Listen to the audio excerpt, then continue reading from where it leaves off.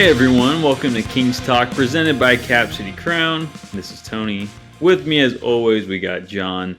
Since the last time we talked, it's actually been a pretty good week for the Kings. They have extended their winning streak to 4 games. Domantas Sabonis was named Player of the Week, averaging a triple-double while extending his double-double streak to 20. And De'Aaron Fox was named the clutchest player in the NBA on the NBA's first clutch player ladder ranking. So yeah, a lot of good Kings news right now. John, how are we feeling over there? Well, you couldn't have really had a better week. 0-3 since the last time we talked. 0-4 on the week. Or not 0-4. Opposite. 0-3, that would be terrible. Yeah. The opposite of those. Absolutely terrific, really. And they really flipped it around because it seemed like the ship was taken on water there for a second in terms of their defense, especially as it pertains to protecting the paint. But they, against 3 kind of subpar teams, really looked good on that end of the floor. And then against the Spurs on the road, which was also another subpar team, they looked great for the second half of the game defensively. They looked good for the second half defensively. That was definitely kind of a bit of a step back defensively. But the offense just is kind of unstoppable right now. Number 1 in the league in terms of scoring, and at 120 points a game, which would, if I'm not mistaken, I think I'd look this up, it would be, since the 3-point line was implemented, it would be a top 10 ever. I think it'd be 8th overall if the season were to end today in terms of scoring. And it just seems like the Kings, they had 5 straight games of 130 points or more. Who knows if they can't, they might be able to keep that streak going. Like, they might be able to kind of push the ceiling on this points per game thing. But this offense is incredible. It's one of the best, if not the best, offenses in the league. It doesn't technically top out in offensive rating, but in terms of scoring, and it's number 1. Field goal percentage, it's, I think, top 5. And then I think 3-point percentage is top 10. And they move the ball well. And it seems like lately they're not turning the ball over a ton. It's just, there's a lot of things that are going right. And kind of alluding to it there a second ago, the 3-point shooting's good. Harrison Barnes has been playing really well, which seems to coincide perfectly with this huge surge in team offense. I mean, what do you see with this offense? It was already good, but now it seems super. I mean, I think you said it a second ago. Harrison Barnes, that dude has been playing out of his mind since we changed the calendar. I think he's in January. He's averaging 22 a game on 50. I'm trying to think. I just had the stats up. He's shooting over 50% from the field and like 55 from 3. That dude cannot miss from deep. It's insane. And so, I mean, everyone else is playing pretty normally. Maybe Monk's not doing Monk things that we saw him doing earlier in the year. And Herter's, he can be hit or miss. Murray's been fantastic, though, as well. Ever since that slow November he had, that dude's just burying triple after triple, kind of like Barnes is doing in January. So the shooting has been really good. But I think it's just Barnes. Fox and Sabonis have been, Sabonis obviously won Player of the Week, and Fox is still putting up his numbers, but the offense only got so much better because Barnes has just been incredible. And like I said, it's funny. The dude, when he shoots behind the arc, I'm like, okay, it's a really high chance that ball goes in. So I don't know if Barnes can keep this up for the rest of the year, but it's been fun to watch because you don't really expect that out of Barnes, especially for like a whole month like this. I think in the 4-game winning streak, he's had, 3 games over 20 points. And Barnes usually sprinkles in 20 here and there, but he even had a 30 piece for a season high. And yeah, there's not much more I can say. That he's just been incredible during this January and during this winning streak. Yeah, he definitely, it's one of those things where the offense is so good, and it's just like you can kind of run down, as you were kind of doing there, and go through. And it seems like everybody, maybe except Malik Monk, who kind of has been up and down over the last month or two. But everybody else seems like they're playing a little bit better. Fox seems like he's really hit a nice groove again. Sabonis has elevated his play to like not just flirting. Like I keep waiting for Mark Jones to go. Somebody call this man's wife. He's flirting with a triple double again. I keep wanting to write that in one of our game recaps, but then I'm just like, that's too Mark Jonesy, and so I just end up scrapping it. I just feel like that's something he would say. Somebody let her know. I'm surprised he's flirting again. Yeah. If you said like he said that, I would have believed you. Really, like yeah, he probably said that. I missed it. Definitely a Mark Jones saying. Yeah, but he's elevated his play. He's winning Player of the Week honors, all that. You go down, Harrison Barnes, Keegan Murray, even Kevin Huerter before he got sick, which is weird to say. That sounds like we lost him or something before he got sick. But before he went down for 2 games with an illness, his 3-point percentage over like his previous 11 games was on fire. I don't know what it was exactly, but it was pretty incredible. Obviously not as hot as when he first started the season, but it was back up to sharpshooter levels on top of the other things that he's doing. Also, Davion Mitchell, it seems like, is kind of, I wouldn't say like the 19-point performance against the Spurs is something we're going to get on a nightly basis, but I feel like there's a bit of more of a tendency for him to get a little more aggressive now. He seems like he's doing that for more than maybe just his first couple of minutes in the game. And I just think it's like all systems go right now. And even with Kevin Huerter hurt, I mean, his first game wasn't terrific as the starter in place of Huerter, but Terrence Davis was really good in the second game. Mm-hmm. And fitting him into the rotation and trying to kind of like patch up the backup, 3, I guess you would say, the backup to Barnes with kind of like a mix of Okpala and Terrence Davis and other guys and maybe 3-guard lineups and things like that. Sometimes it doesn't always stick that way, but it's like, man, the depth of this team, when you can just plug him in as a starter, and if he has some decent rhythm, he's going to give you a pretty good scoring performance. And it just seems like everything, you just add everything up together, and it's so great. And also, it's like this team's now played together for, 3 months in regulation, like in the regular season, mid-October to mid-January now. And their chemistry is at an all-time high, obviously, and it's only going to get higher. So, man, it just seems like things are coming together. And, maybe Harrison Barnes doesn't have to shoot 50% from 3 or whatever. Keegan Murray doesn't have to shoot 50% from 3. Although I wouldn't be surprised if the Keegan Murray just is back in that cyborg level, which is kind of weird. But it just seems like these guys are all capable of something, and they're at a point where they're always finding that best shot, and they're finding it really quick. And it's just, like I said, it's all systems go. Yeah, they've just been super fun to watch. They were Fox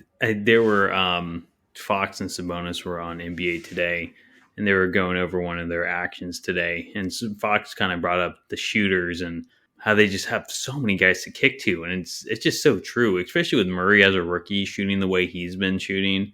It's like, other than that November, I think obviously we have Kevin Huerter and Harrison Barnes has been great, but I don't know. So I really have a lot of trust in Keegan when he shoots that 3. And it just adds to that depth and that shooting. Huerter. Monk is kind of hit or miss from 3. Monk's kind of funny. Either is just making every shot, or I feel like he misses every 3. But then Barnes and Murray, all the shooters for Fox and Sabonis to kick out to. And like you're saying, the depth is just, it feels so nice to finally have depth on the Kings. And like you said, like Davis is our 3rd shooting guard, and you can plug him in as a starter, and he can, I don't know, I forget what he threw up in that second game, like 19 or something. I think he had 22. 20, oh yeah, even better, right? So it's just like he does that off of a guy who's getting minutes here and there, very spotty minutes, and throws up 22 as a starter. Yeah, it's incredible, really. The depth is great. It seems like Brown really knows his lineups now, and matchups wise as well. So he knows when to plug guys in. Okpala's been, we were talking about Okpala last week. He's just been so good off the bench as of late, after not really seeing the floor too much early on in the season. Trey Lyles has just been incredible off the bench. Trey Lyles is playing like the best bench player right now. Yeah, especially with Monk's. Monk's. I don't know. He just hasn't been playing that well as of late, but you would hope to see him get back to the level because he is still a 6-man of the year candidate at this point. But yeah, no, Lyles, I think he's playing like the best guy off the bench right now too. He's just so reliable. He takes good shots. He's always hustling, grabs offensive rebounds. Yeah, the Kings just really seem to be clicking. 6 games above 500 right now. I'm not trying to really get myself psyched up here, but tonight kicks off the second half of the season, and we're in 4th place. Like, unless, I don't want to jinx anything, but unless there's like a major collapse, we're going to be breaking this playoff drought this year, and it's just getting a little more real, especially with the second half of the season starting. It's getting exciting. But I just don't remember what playoff basketball looked like. You kind of mentioned what Fox had said about the shooting, and talking about Trey Lyles. Mike Brown was like saying something about him. I think he kind of recounted what he had said earlier in the season about when we scouted you. We knew that you just pump and drive. But you got to shoot. You're a good shooter. And he's a good shooter, but Mike Brown now called him a good scorer. You've been seeing him like have so many good finishes at the rim, and like dunks and stuff. And yeah, I don't know. He contributes so much to both sides of the ball, obviously, but offensively, I honestly would not have imagined that for Trey Lyles. Kind of what we saw from Trey Lyles in his maybe first stint, kind of stick it in the rotation before he got sick and missed a couple of games and maybe kind of fell out of conditioning a little bit. That was kind of what I expected the whole season, but it's just like what we've seen over the last couple of weeks from him is just incredible. He's doing more than just being a team defender, a rebounder, and a 3-point shooter. He's added other elements to it. And that's just incredible. And I think all of these things is why Malik Monk not playing well is not such a glaring issue. We talk about how much this guy lifts the second unit, and the second unit's playing very well though without him kind of being that guy. So it just is another testament to the depth of this team, and he's not playing well, and they're able to reach this new ceiling with points per game. It's really it speaks a lot to the personnel on this roster. It's a lot of fun to watch. It really is, and just imagine what the Kings will be doing when Malik Monk gets back on track, right?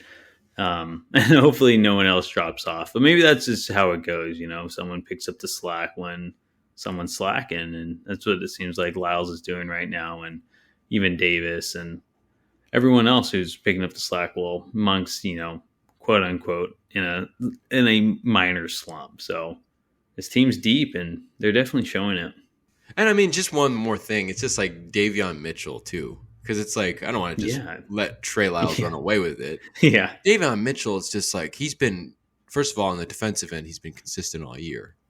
It's just, you can't say that about everybody, about any side of the ball. So it's pretty incredible that he's able to just be so dominant all the time. Sabonis on the offensive end, I guess, would be probably the one thing that tops it.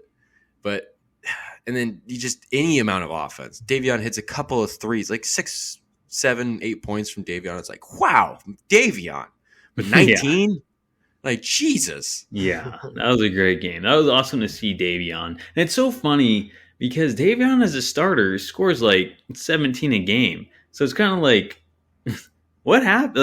Like, you lead the bench unit. Like, why aren't you scoring more? And I know he's out there with, Fox and Sabonis, so maybe the opportunities don't come as much as when he was, the majority of his starts were at the end of last year when Fox and Sabonis were out.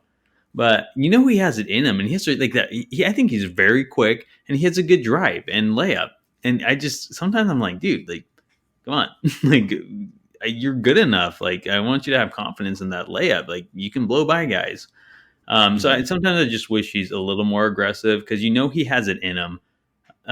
His 3-point shot though is obviously very inconsistent. I just wish he could I just wish he was a little better because, I mean, yeah, he was great against San Antonio. And I think he had a couple games this year where he hits multiple threes, I think he has been better as of late, but he does need to be a little more consistent on that 3-point shot. It's so big for him because you're Yeah. talking about wanting to see him drive more too. You hit that three, now your Yeah. driving opportunities, the canyons are going to become bigger and bigger for you. Yeah. I think if that three starts falling, if he starts seeing that fall some more, if he can have another good game like that, maybe to just kind of let everything kind of get back or get into a rhythm for him so that he can kind of be a little bit more of a offensive threat. And maybe not every night, but you see games where, as was the case on Sunday, Malik Monk and Kevin Huerter both didn't score very much at all. And for Davion to have 19 points, that's huge. And so to be able to tap into that is important. And he's got to just be able to turn it on and have that, have that aggression ready to go. Because he can be one of the more important players on this team if he adds a little bit more of an offensive element. Mm-hmm. It's Definitely. He's he's already the best defender. yeah, If he can and be a it's little more productive on the offensive side, I mean, man, he could be starting in a lot of teams, really, I I think. mean I would make the argument for Davion, like Monk maybe is the one guy on the bench that's a 6 man of the year candidate. Trey Lyles might be playing the best stretch of basketball lately, but the most consistent guy off the bench, the most reliable in terms of what you're gonna get out of him, has been Davion Mitchell in a lot of Mm-hmm. ways. And maybe that's not fair to say because we're talking about his 3-point shot just coming around. It's like that's not being consistent, but the baseline of what you get from him is consistent, and anything else is just he starts to become a really, really, really good player. And I think we all knew that, or we all like to think that that's within Davion. He's gotta think that too. I think. So he's got to just keep tapping into the aggression that is inside him. 100%. You're right. He is the most consistent off the bench. And yeah, like we were kind of talking about his 3-point not being consistent, and it's not. But, that's just an added bonus if he's hitting those. He brings defense, and he's done that consistently game in, game out. And that's really what's expected out of him. He's been doing that so well. So you've seen him play great defense and then drop 19. It was just like, good for you, Davion. Like, you deserve that 19. Glad to see you hit some shots. And we know that's in you. So I don't know, go out every game with that confidence. That'd be awesome to see. Yeah, but we were talking a lot about Harrison Barnes being a hot commodity right now. He's a hot mama right now, and he played really well again on Sunday. And Mike Brown mentioned him in the post-game presser, obviously, but he made particular note of the fact that he played him 39 minutes. He played a good deal, I guess you would say, against the Spurs. And Coach Brown said it makes him, quote, cringe a little bit because he wishes he didn't have to do that to him, and added that we needed it. We needed to get this win on the road. Doesn't the need for a backup wing kind of come to mind, maybe even more prominently than it has? Yeah, I was I was just gonna say, like, why does it make you cringe? Why is it such a big deal he's playing 39 minutes a game? Because there's no one behind him to pick up the slack or to give him some minutes of rest. Harrison Barnes has been leading the Kings in minutes over the last several years. And yeah, it is funny because around this time each year, he seems to go in a slump because he's getting tired. He's playing heavy minutes. No one's there off the bench to give him good backup small forward minutes. And so, yeah, he usually goes in a slump around this time. So it is kind of funny that he's playing pretty well. But I don't know. It's usually around a couple weeks before the All-Star break. We are approaching that times. So it is very important. With the trade deadline coming up, I think a backup 3 is very important to try to obtain. Again, I'm a broken record. I think not keeping Kent Bazemore was a big mistake, especially after seeing Jimmy Maneke, get waived last week. So it would be nice to have someone to give Barnes his rest, because if he's going to start playing poorly, then the Kings are really going to start hurting. Like I said earlier in the podcast, their offense has been Their offense is already incredible, but it really took that next step because Barnes is really hot at the moment.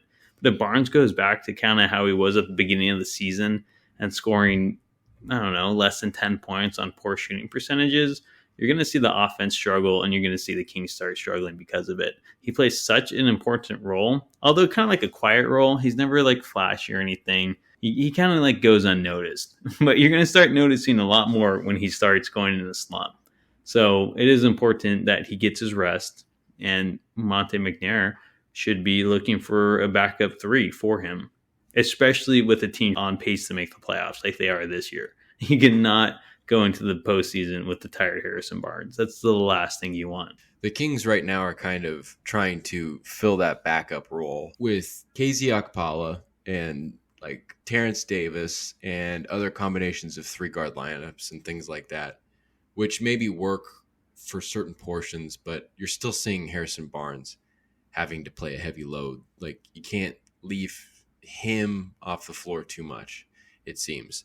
I know that when the bench started playing well again about a week or two ago, Mike Brown said that he started playing Harrison Barnes a little bit more with the bench guys, or having a little more overlap there.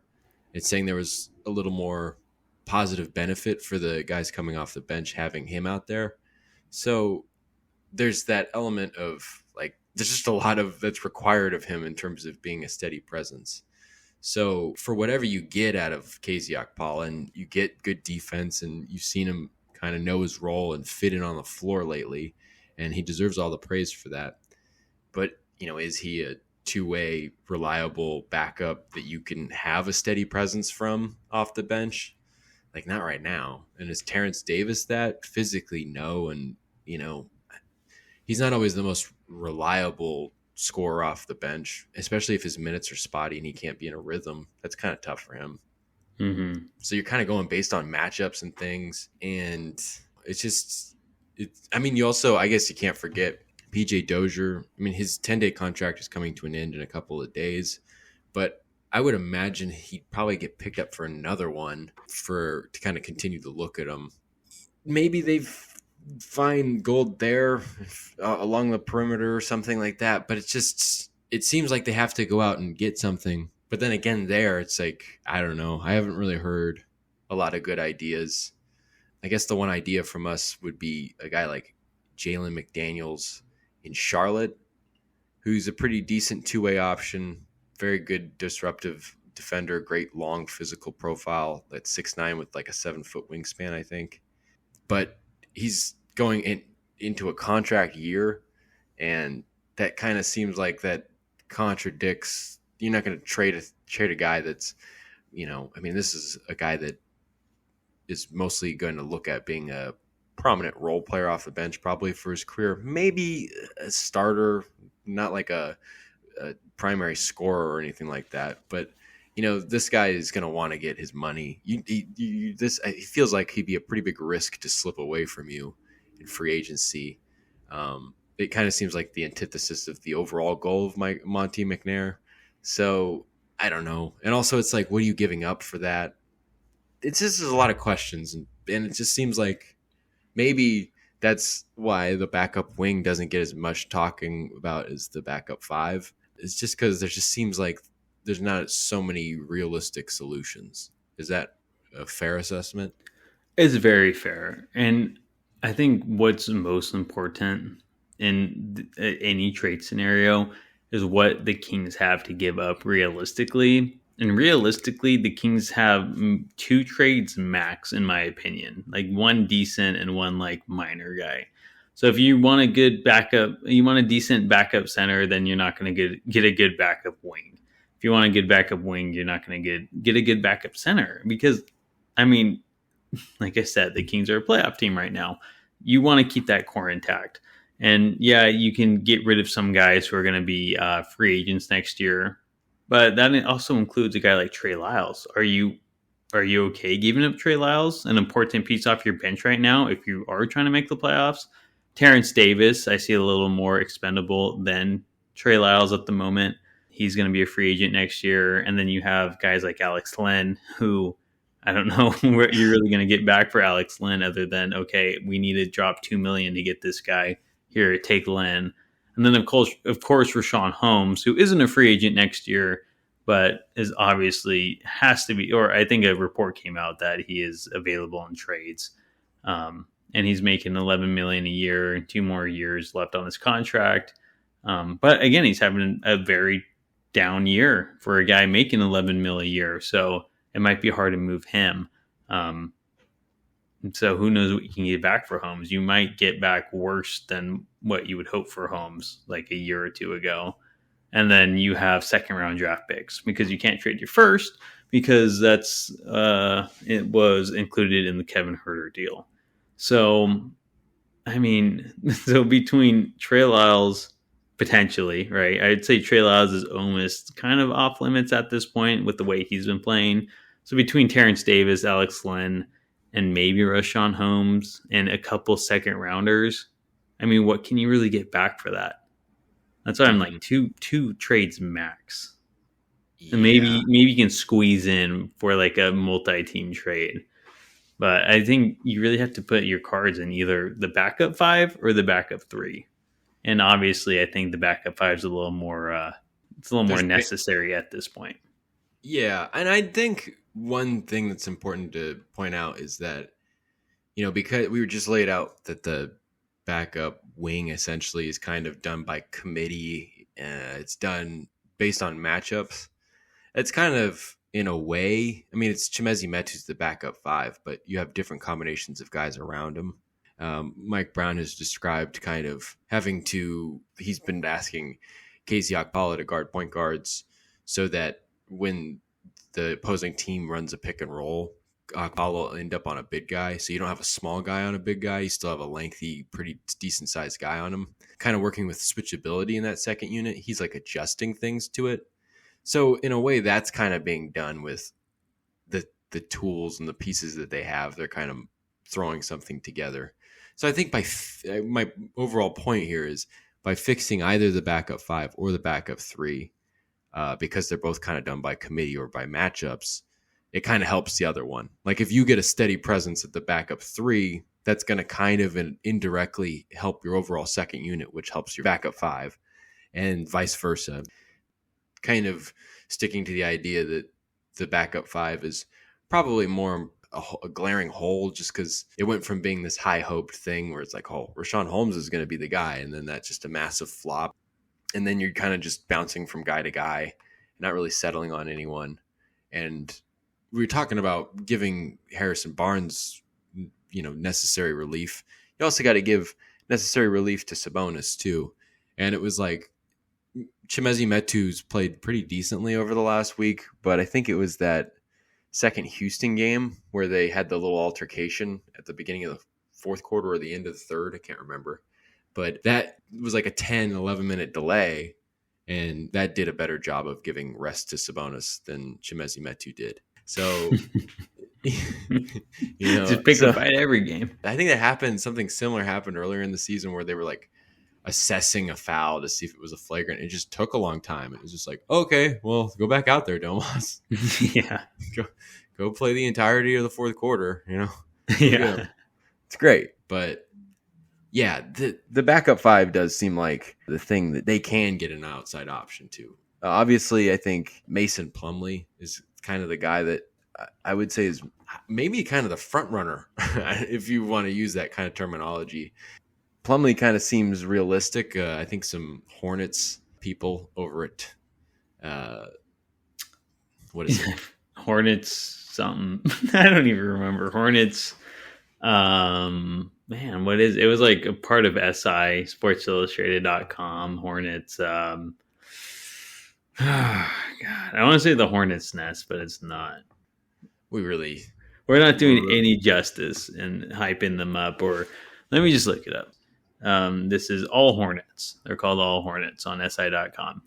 And so they propose a trade with the Kings and Plumlee, or the Kings and the Hornets, with the main focus on Mason, like Miles or Mason.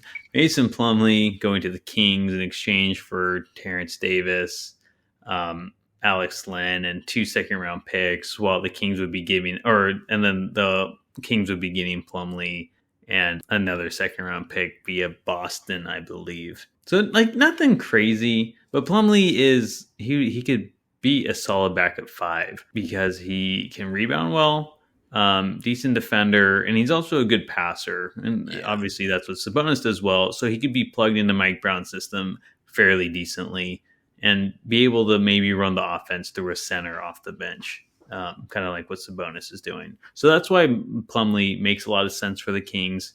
And he seems like an obtainable acquisition at this point. Charlotte's trying to get rid of him. Yeah. I don't know why. I think he's having a pretty good year. They wanted to gear towards the future. They wanted a younger center. Okay.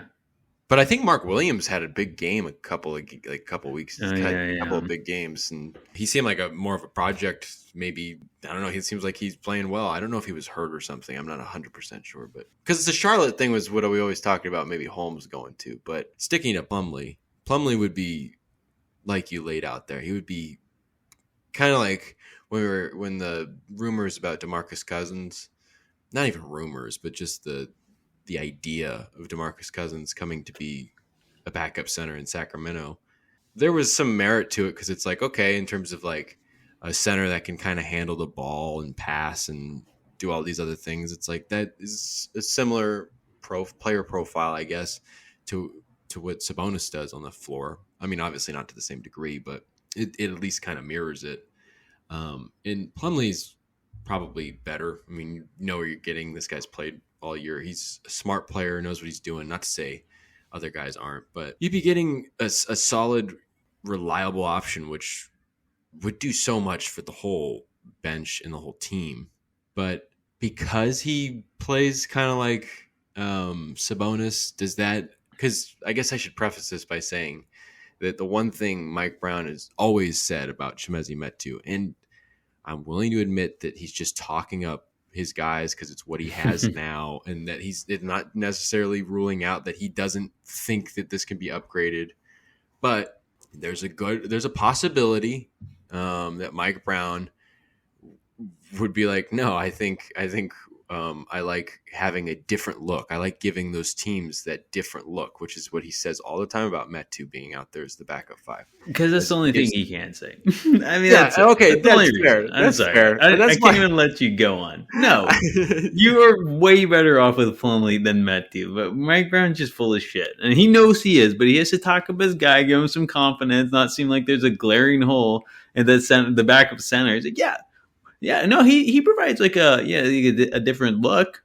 Like, yeah, no shit, because he's way worse than Sabonis. Like, that's a different look, isn't it? Yeah, I was gonna. Now I'll transfer to the other side of the coin that I was gonna go with. Sorry. No, you're right. I'm glad that you stopped me. I'm glad that I didn't have to go through with that. But you don't need to. Because you can see I was kind of tiptoeing through it. I'm like, I know he might, I know it's probably plausible that he's just talking up his guy. I'm like, yeah, that's exactly what he's doing. You just come in and you're like, yes. But, also, I cited these comments earlier. I think it was after Sunday's game. He's talking about how he had to essentially draw up a different defensive philosophy where they're doing more switches, where the center switches on to guys, which they don't do with Sabonis. And that it seems actually highly beneficial that they'd be able to have a center that they could play the exact same way with. Plumlee's going to come in and he's going to replicate what Sabonis does very well as a backup. And also just in terms of that like facilitating thing, it won't be as good again, but you could see him having good 2-man games with guys off the bench or even starters. And it just seems like you get him in there for a couple of games and things will just start rolling. It'll be a pretty seamless fit, relatively so, for a midseason trade.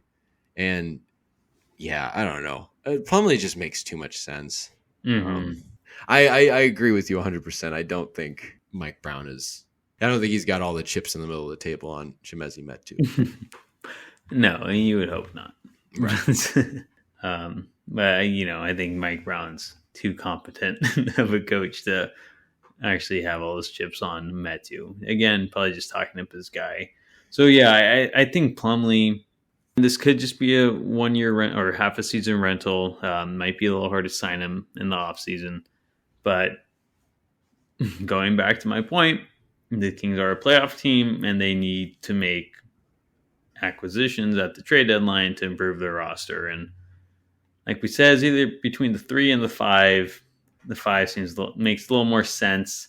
Not saying that the 3 isn't a need. A backup 3 isn't a need right now, but it seems like there's more backup 5s available and ones that are more attainable.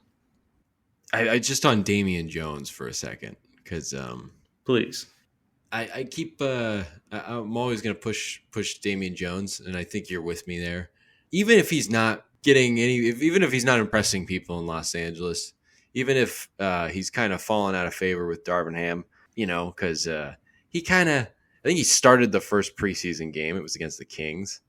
He was given ample opportunity to kind of like be that rotational guy. Now, I don't think he was ever going to start. I think they were going to always have Davis be their 5. But I think he kind of had first go at maybe being the backup 5. And I think he had minutes in the first couple of games, then fell off. Davis gets hurt. He plays like 4 of the first 5 games after Davis is hurt. Hasn't played since. When you read about, you go to like Lakers Reddit, which I mean, like you go to any team's Reddit, there's a lot of shitty people out there. That's just the way it is. But you go on there, you read some blogs or analysts about the Lakers, and they're just like, what the heck are they doing? Why do they bring this guy in? Like, who is this guy? Which makes you feel kind of bad because we saw him and he was a very valuable piece. It's like, no, this guy's legit.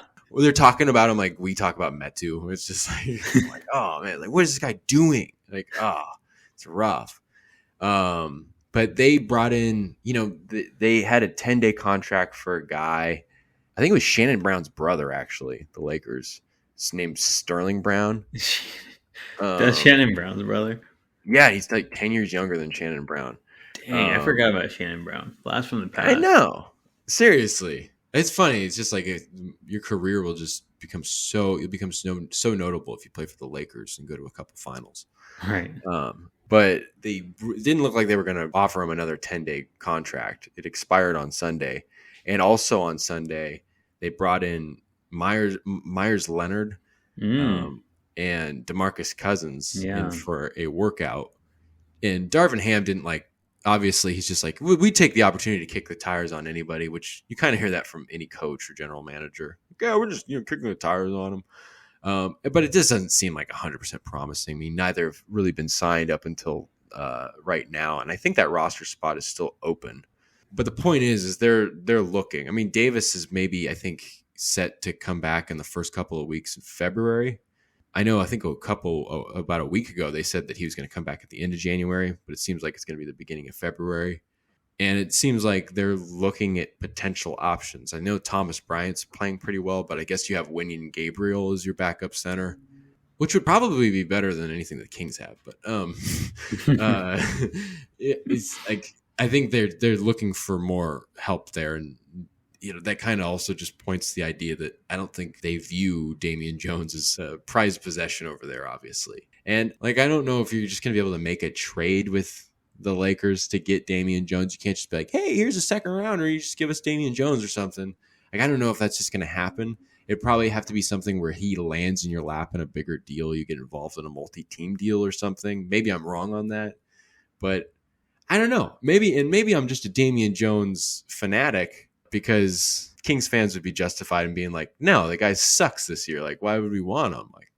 But he was basically doing the backup center job and then kind of did what you don't want to happen, but your backup center becomes your starting center. It didn't really matter when the Kings weren't playing for anything. And he played really well in both instances. And you get a guy that's making like $2.3 million a year, just kind of fill him in, sign through next season. It seems like, is that just too good of a story? Am I just drawing that up? Or no? I mean, it's just worth a shot at this point. I get it. Damian Jones isn't having the best year. He had a good end of the season last year, and kind of just a solid season last year on the Kings in general. So that was promising in itself. Maybe bring him back to the organization where he kind of found his footing in the NBA. Yeah, I mean, I guess the question would be, you'd probably want to see if you could get Plumlee first.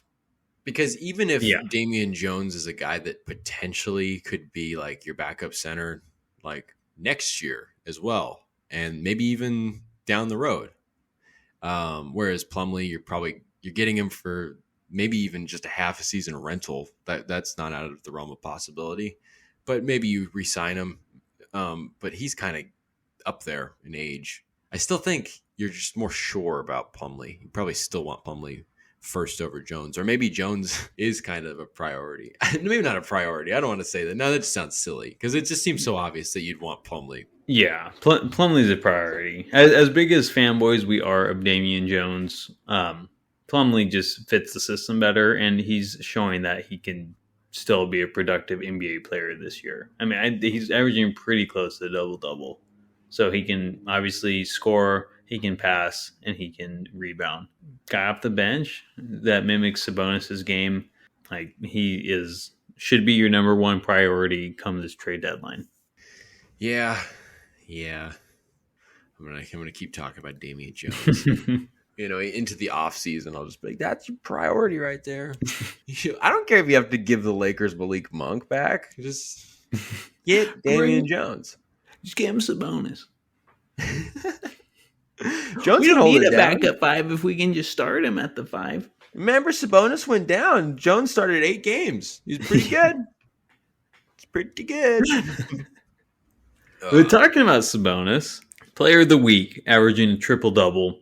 And, we heard some MVP chants when he goes to the free throw line now and then. And he was on NBA Today yesterday with De'Aaron Fox.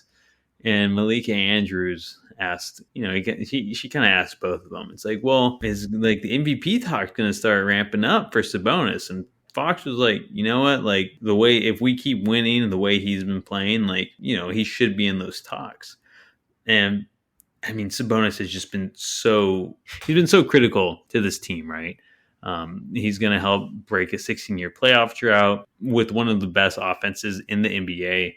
Do you think Sabonis is worthy of being in MVP talks? Absolutely, 100%. Being part of that conversation, he deserves to be there. I think we say some variation of it every week that it's like if you feel very fortunate watching him because it's very special. It's like, oh man, this guy really plays the game expertly. And what he's doing for this team, I mean, you just see it. He's everything to this team. And I don't want to say that I expected the Kings to be 4th in the Western Conference in mid-January. But like when the Kings got Sabonis and just seeing that preview of Sabonis in 15 games last season, and then seeing them like add other guys and get like a foundation in the coaching staff and whatnot, it just was like, holy hell, man. This seemed possible. That's for sure, I guess is what I'm trying to say. All of this seemed possible. And none of it happens without Sabonis. He plays the game so beautifully. He fills up the stat sheet. He's, one of my favorite players forever, especially when he first kind of rose to prominence, was Draymond Green because he did everything.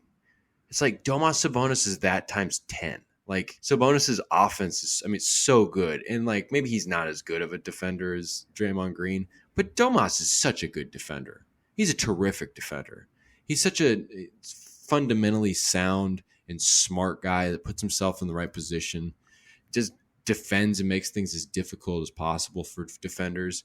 And a lot of the times when he gets into foul trouble these days, I'm just like, whatever. Like he did a pretty good job defending there. Like credit to the other team for just going after him. He just he gets better at some of the things. And I guess like in all of that, I could go on and on in terms of his passing and his offensive ability and stuff like that. It's just like, of course he belongs in that. I mean, you're talking about the two guys that are essentially MVP finalists, Jokic and Embiid. And Embiid. Oh yeah. They are just such dynamic players, and it's like Sabonis is equally as dynamic and equally as impactful. But will he win the MVP? Absolutely not. No. No, he's not even Jokic in the league. No. Jeez. No, like those guys, what they do, it's if Sabonis was dropping 25 a game, and it's like, yeah, okay. Yeah, I know. If he scored a little more, 18 a game, it's really good, but you see him, he's like a running quarterback in a way, because it's just like he just goes through his reads, and then it's like if there's nothing, and he's got a lane, something opens up in the pocket, he just takes it. And it's in a sense like where you have like maybe like a Lamar Jackson or something like that, where he's so quick he could pop off, or like a Jalen Hurts or something like that. He's kind of like that in the sense that he's just so skilled and he's so powerful down there that, oh my goodness, like each of those he goes through his reads and then he can just create a read basically. It's incredible. Exactly. He runs the offense in this team, and the Kings aren't in the 4th seed without him, and they don't have one of the best offenses in the NBA without him. He is the Kings' most valuable player by far, and that alone, considering what the Kings are doing this year, puts him in the league-wide most valuable player award for sure. Like you said, will he win it? No. And it really will come down to scoring. He needs to, if he wants to be in that legit MVP talk, he's going to have to start scoring at least like 23 plus. But I mean, he has done a lot this year. He's leading the league in rebounds. He's leading the league in double doubles, right? He's almost putting up a triple double every night, right? So he does have like, those things to his name, but it's kind of surprising the Kings lead the league in scoring. He's their second best scorer, and he's only scoring like 18 a game. You think he'd be up there a little higher, but nothing against him. And that's not his game. I get it. He is a pass first guy, and I'm not complaining about it. But you know how the league works, and until he really puts up eye popping points per game numbers, it's going to be hard for him to be a really serious candidate in that MVP discussion. But he still deserves to be in it, and rightfully so. I think he'd get a big boost if Mark Jones did say, "Somebody call Domas' wife. He's flirting with a triple double again." I just want him to say that so bad. Oh man, he'd win a lot of points if he said that. He'd win a lot of points with me. I'm like, all right, we're gonna manifest it. He's gonna say it tonight. If you're listening to this, just snip this and just try to send that to Mark Jones. We need no credit. He just needs to say that. It's for the betterment of humanity. Yeah, we need this. Yes. It's funny we're talking so fondly of Domantas Sabonis. I mean, it's not funny. I mean, it's so obvious. No, you said it's funny. Why is it funny? It's a funny name, Domantas Sabonis. It just cracks me up. But we've known that Domantas Sabonis was a player worth acquiring, that he can really change the path of your organization for the better. And that he's done. He's made such a huge impact in the shift. There's a lot of other factors, obviously, but he's one of the prominent ones.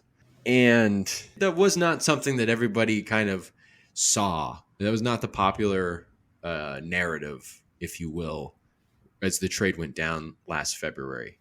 And just keeping that in mind, it was a little funny to see JJ Redick put out a video from his podcast with the title, "We Need to Start Talking About the Sacramento Kings," which was nice. Because it's like, yeah, no, he was very, yeah, the Kings are very good. Very good, JJ Redick. Astute observation.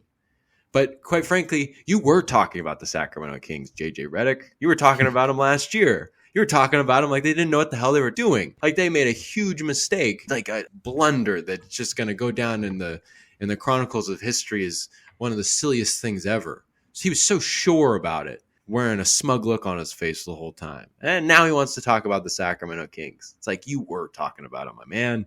You were. It's just kind of weird. It's strange. I wonder if Tyrese Halliburton gave him the okay to finally start talking about the Kings, because seems like that's what he's operating on. Yeah, screw JJ Redick. Yeah, just keep the King's name out of your mouth at this point. Like, don't try to like reverse, whatever you had to say, or you said what you said, and now that you lost your privilege to talk about us. I don't care if it's good. I don't care if it's bad. Like, just shut up. Like, don't act like yeah, exactly what you said. He made it seem like the Kings traded, like, I don't know, for like Tyrese Halliburton for like a retired Timothy Mozgov. It's like, do they not know he's not even in the league anymore? It's just like no, we traded for a 2-time All-Star, and it's like we had De'Aaron Fox too. and man, I can't even speak. It's just so frustrating. So yeah, like of course people should be talking about the Kings, and everyone already is talking about the Kings. All right, JJ, like we're already getting our media attention this year. We don't want it to come from you. Just keep our names out of your mouth. Our name's Cap City Crown. That's right. He's just quoting us. But yeah, screw JJ Redick. We don't want to hear it from you, whether it's Yeah, good or not. and quite frankly, JJ Redick is more like an embodiment of the whole kind of national NBA media. It's all dumb. And aside from like Mark Spears going on NBA Today and like talking up the Kings, it's just like everybody just took an opportunity. I mean, especially after that trade, it was like Jalen Rose and that other guy were talking about it being malpractice and whether the league should like investigate the trade. I think that this is the point. Is like, and you're kind of making the point too. It's like this is why you shouldn't listen to these people. These people are just talking out of their ass, and they do it for a living, and it's unfortunate. And it's like that. It's like again, it's not just JJ Redick. It's not just the NBA media. It's the whole sports media, national sports media, like the Colin Cowherds of the world or the Skip Bayless. It's just like Skip Bayless posted something really stupid on Twitter. I think he said something he'd take Pollard over McCaffrey because the Cowboys and the 49ers are playing. And it's just like, dude, you're just saying that because you know you're gonna like that's a smart asshole right there. He just knows he's gonna get terrible reactions just by saying a terrible take. So it's like these people are not even saying anything worth listening to. They're just playing on emotions and clout. And at the end of the day, it's sports, and it's just like these people are revving people's emotions up about something that's pretty low stakes. And it's just like, just clowns like JJ Redick just piss me off. But the league recognition is fair, and it's coming around, as you were kind of alluded to this earlier. And, you know, we talk a lot about whether De'Aaron Fox will be able to make the All-Star team. At this point, we'll see. It'd be great if he did. I mean, you're fourth in the West. It'd be pretty fair to have 2 All-Stars, and it seems right. But one thing is for certain. De'Aaron Fox is atop the leaderboard, or the ladder, I think is what you called it. The ladder. Yeah. Clutch player ladder. He's the top of it. The league has a new award at the end of the season called the Jerry West Clutch Player of the Year Award. And so the NBA just released their first ranking of this award, calling it the Clutch Player Ladder. And De'Aaron Fox sits number 1. And I mean, rightfully so. He's leading the league in clutch field goal percentage. I think he's second in clutch points, but first in clutch buckets. I think like the actual like total baskets made. And I mean, like I said, just like rightfully so. He's been so good in the fourth quarter this year. And I mean, that's not everything in clutch, right? Clutch is the last. What is it? What's clutch exactly? 5 minutes left in the game or OT with like a 5-point game or something. Mm-hmm. So, I mean, De'Aaron Fox, he's kind of just been a clutch player his whole career, really. I think in his rookie year, he had like 4 game-winning shots. So he's done it his whole career, and so it's not surprising to see him continue that trend. But he's definitely taken it to a whole new level this year. He's been so good in the clutch, so good in the fourth. So it is kind of nice to see that award be made this year because, I mean, he's obviously leading it, and the NBA sees that as well. Very beneficial for a guy like De'Aaron Fox to have an award like this to win, because I don't think they're going to make Speediest Player of the Year anytime soon. Yeah, right. But this will be really you get some NBA hardware. You know, at the end of the day, it's like by adding another award. It might just be to help guys get recognition. It's kind of a promotional thing. But indirectly, I think De'Aaron Fox could really use that. It seems like he's a guy that probably could get a lot of recognition by doing other things. I mean, he's a very talented player, but it doesn't seem like something that he chooses to do. So this is a nice way for him to get kind of recognition just by kind of earning an award. But it seems like he'd technically probably, I would assume, have been on top of this ladder, as we call it, the whole season. And I don't really see how that will change, right? Hmm. But yeah, that's what makes Fox so great, is just that being that killer. And he's done that pretty consistently and as the Kings have needed it. I mean, aside from, losing to Atlanta and Los Angeles in that first week of January, he's helped seal the deal for the most part and continues to do it. When did he drop 22 in the fourth quarter? It was that second game against the Jazz, not the one where Herter hit that three, but the one where they were In actually Utah. in Utah and or not Kelly Olynyk, Laurie Markkinen almost hit that three to win it. Um, and so yeah, he had that 22-point fourth where he hit the game winner right before Markkinen almost hit the game winner, and then even against the Lakers, what was that last week, right? Right before the Magic game, he scored like I don't know. He had a really big fourth quarter then too. So he's been turning it up in that fourth. That's like definitely his best quarter, and he's not afraid of the clutch. Really, he's not afraid of the spotlight. That dude. I don't know. I feel like sometimes he just cannot hit his mid range shot. But like when the fourth quarter comes around and when he needs to start making those shots, he just like on that elbow, he just can't miss. He's such Right. a nice shotter. Like that turnaround, it's tough turnaround. He's just like automatic in that when it matters. And I know Fox isn't consistent, but I feel like he's not really that inconsistent in the fourth. Like when you need that shot made, like he's gonna make it and he's gonna get it for you. So it's nice to have like a legit killer on our team now. Like I think Sabonis was talking about it too. It's like, dude, I think this is your fourth quarter. Like, if you need me, like let me know. I'll get in it, but you take the reins. He said something along those lines, and I mean that's exactly how it is. Sabonis is our best player, but Fox is your closer at the end of the game, right? And that's not equally as important, but it's a very nice piece to have on your team. We were talking a couple of weeks ago about, like, man, should they think about changing the rotation to let him kind of get hot early? And it's just like what he's done all season, but mostly of late, it appears. He's just totally mopping it up in the fourth, just takes complete control. And we were spent so much time talking about the depth and just how all the working parts work together. It's just like that's just when it's working optimally. It's just De'Aaron Fox fucking cleaning it up. And it's performances like that, even if it doesn't seal the deal always, that's usually just because of the defense. Even when you're giving up 136 points to the Lakers, man, you lose by 2 points in that game. You're in it, especially in the fourth quarter, because of Fox and that just leader of the pack mentality. He's special. He definitely, talking about Sabonis being in the MVP conversation, that would really be a good recognition for him.